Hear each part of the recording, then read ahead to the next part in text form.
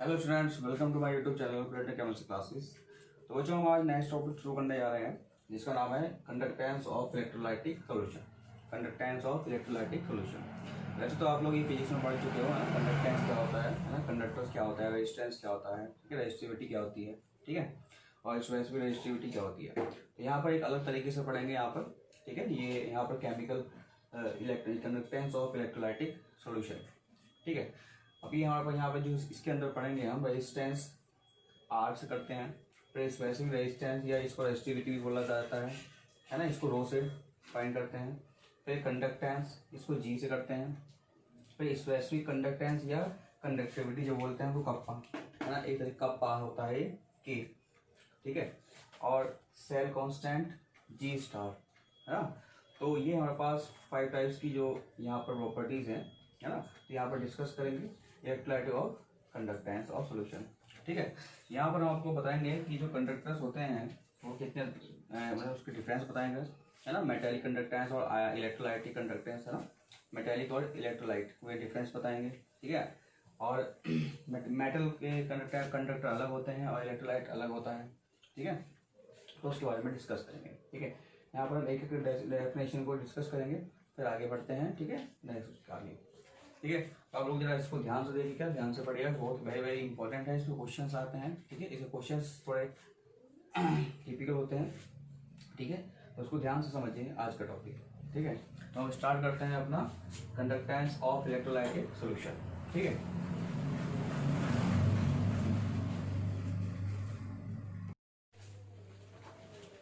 चलिए बच्चों चलते हैं। पहला हमारे पास हेडिंग है रेजिस्टेंस, ठीक है। देखिए रेजिस्टेंस क्या होता है, जिसमें इलेक्ट्रिसिटी करंट फ्लो करता है उसे हम रेजिस्टेंस कहते हैं, ना, करंट फ्लो करने वाले को रेजिस्टेंस कहते हैं। देखिए it is defined as the hindrance और provided by a conductor in the passes of current, है ना, जिसमें करंट पास होता है उसे एक रेजिस्टेंस कहते हैं, ठीक है। अब जैसे द इलेक्ट्रिकल रेजिस्टेंस, अब the electrical resistance R of any object, है ना, आर हमने एक एनी ऑब्जेक्ट को मान रखा है, इज डायरेक्टली प्रोपोर्शनल जो होता है its length and inversely proportional to its area of cross section.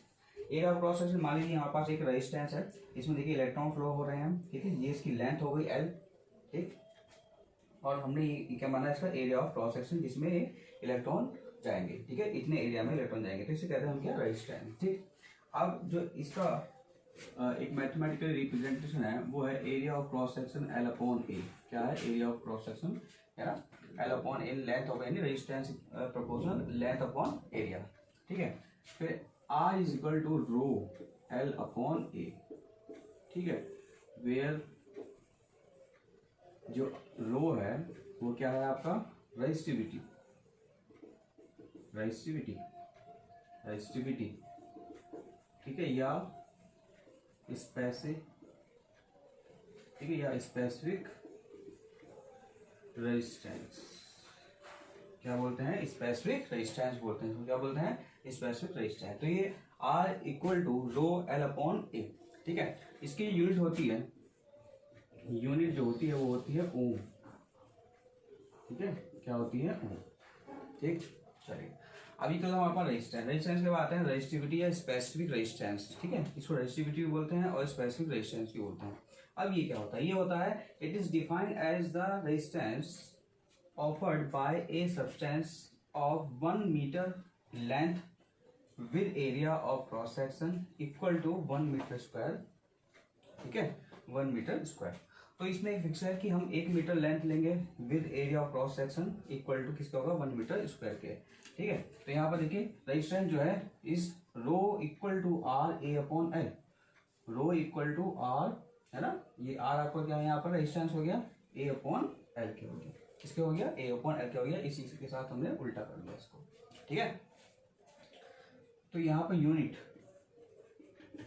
Unit of rho equal to मैं ऐसे निकाल रहा हूं, देखो इसकी तो होगी ओम, आर की कितनी होगी ओम, एरिया की होगी मीटर, और ठीक है मीटर, और इसकी होगी मीटर स्क्वायर। तो मीटर से मीटर कैंसिल हो गया, तो क्या हो गया ओम मीटर, ठीक है, सॉरी एरिया ये हो गया एम, एम स्क्वायर एम, ठीक है, तो एम से एम कट गया तो ये आ गया आपका ओम मीटर। तो रो की जो यूनिट आ गई वो ओम मीटर आ गई, ठीक है, तो ये तो था आपका रेजिस्टिविटी ऑफ स्पेसिफिक रेजिस्टेंस। ठीक है, रेजिस्टिविटी ऑफ स्पेसिफिक रेजिस्टेंस। ठीक, अब आगे चलते हैं, इससे आगे बढ़ते हैं। ठीक है, दोनों हो गया होगा रेजिस्टिविटी और ये हो गया आपका रेजिस्टेंस। ठीक है, अब इसके आगे करते हैं कंडक्टेंस। ठीक है, नोट करिए आप ये।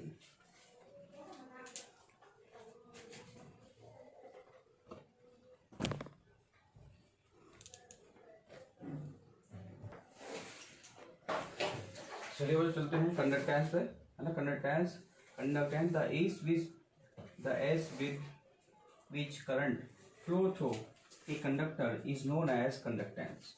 ठीक है, conduct is flow a conductor is known as its conductor. ठीक है, तो हमारे पास कंडक्टेंस होता है वो जो होता है G इक्वल टू 1/R, यानी रेजिस्टेंस के रेसिप्रोकल होता है, इनवर्स होता है। ठीक है, अब वी नो दैट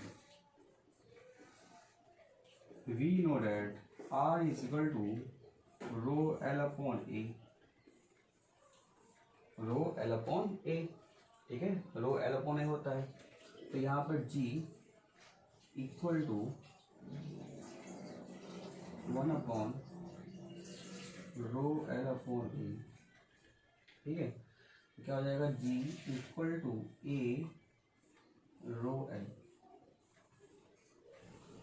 ठीक है, और हम इस तरीके से लिख सकते हैं 1/rho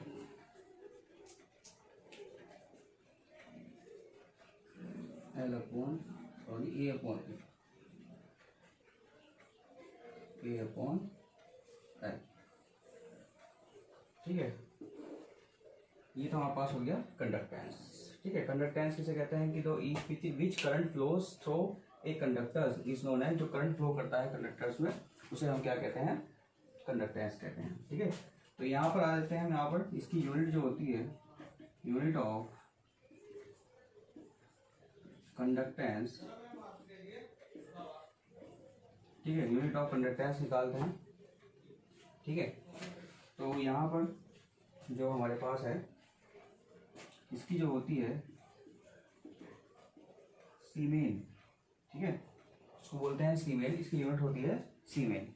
ठीक है, तो सीमेन एस, शॉर्ट फॉर्म में एस बोल देते हैं, इसकी यूनिट होती है सीमेन। ठीक, याद रखना आप सीमेन, अगर क्वेश्चन में जहाँ भी सीमेन लिखा हुआ है या एस लिखा हुआ है तो समझ लीजिए आपको क्या दे रखा है, कंडक्टेंस दे रखा है। क्या लिखा है, कंडक्टेंस दे रखा है। ठीक है, तो ये आपकी इसकी यूनिट। ठीक है, और इसको हम इस तरीके से, it can also be written as, it can also be written as, वैसे भी आपको पता है कि यहाँ से आर जो आपके रेजिस्टेंस की होती है ओम, है ना, तो ओम इनवर्स हो जाएगी, ओम इनवर्स या मो। ठीक है, MOHO, इसका ओम इनवर्स का उल्टा जो होता है मो हो जाता है। ठीक है, तो ये आपका हो गया यहाँ पर कंडक्टेंस। ठीक, अब आता है कंडक्टिविटी क्या होती है ना, द इनवर्स कंडक्टिविटी। देखिए कंडक्टिविटी क्या होती है, conductivity the inverse of resistivity, the inverse of resistivity is called conductivity. Kappa, इसे कप्पा से करते हैं, ये इस तरीके से बनता है, थोड़ा ये ऐसे थोड़ा इस तरीके से बनता है कप्पा, इसे कप्पा बोलते हैं। ठीक है, also known as the specific conductance और conductivity, it can be defined as the conductance of a solution of 1 meter length with area of cross section and equal to 1 meter square। ठीक है, तो इसमें जो है कंडक्टिविटी जो होती है वो रेजिस्टिविटी की क्या होती है, इनवर्स होती है। रेजिस्टिविटी क्या होती है, इनवर्स होती है। ठीक है, तो हमारे पास जो रेजिस्टिविटी है, ठीक है, तो यहाँ पर जो कंडक्टेंस है हमारे पास, resistivity is called, conductivity is kappa, है ना, is known as specific conductance, और conductivity it can be defined as the conductance of solution of 1 metre, है ना। ठीक है, लेंथ होगी area of cross section and equal to 1 metre square. ठीक, तो इसमें जो होगा आपका, ठीक है, G इज इक्वल टू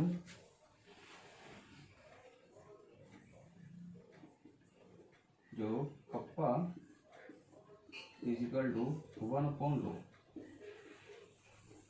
ठीक है, कप्पा इज इक्वल टू 1/ρ, और तो कप्पा को हम इस तरीके से भी लिख सकते हैं कि हम रो की वैल्यू जानते हैं, रो क्या होता है, रो, ठीक है, R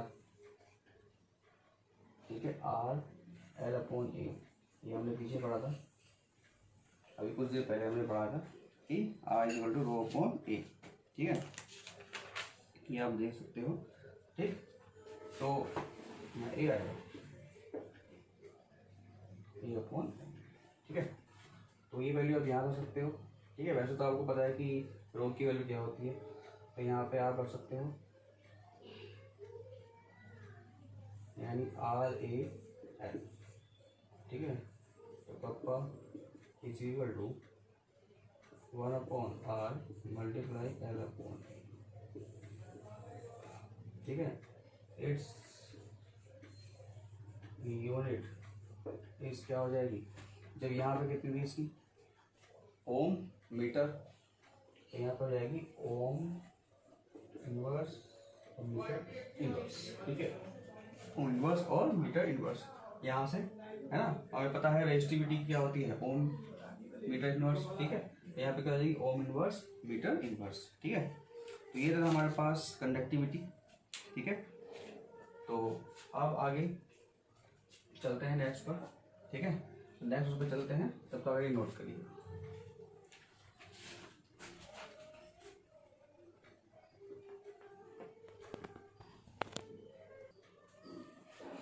आप इसकी जो आपके पास ये कंडक्टेंस है, इसकी यूनिट आप लिख सकते हो, है ना, सीमेन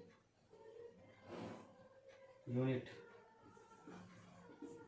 लिखो, सीमेन मीटर इनवर्स। ठीक है, इस तरीके से लिख सकते हो, शॉर्ट फॉर्म में एस मीटर इनवर्स। ठीक है, ये भी आप याद रखना कि क्वेश्चंस में हमें सिर्फ जो इससे क्वेश्चन हो पाएंगे वो सिर्फ यूनिट को ध्यान में रखते हुए पाएंगे। ठीक है, आपको सिर्फ यूनिट याद रखनी है कि इसकी यूनिट क्या होगी। जिस तरीके से यूनिट आपको याद होगी उस तरीके से आप क्वेश्चन इजीली सॉल्व कर पाओगे, वरना नहीं कर पाओगे। आपको सिर्फ इसको इन जो आपके पास क्वेश्चन आएंगे इनमें आपको यूनिट याद रखनी है हर किसी की, रेजिस्टिविटी, कंडक्टिविटी, ठीक है, और मोलर, ये आपका अभी आएगा, मोलर कंडक्टिविटी आगे आएगा। ठीक है, तो सब आपको इसकी यूनिट याद रखनी है। ठीक, चलिए।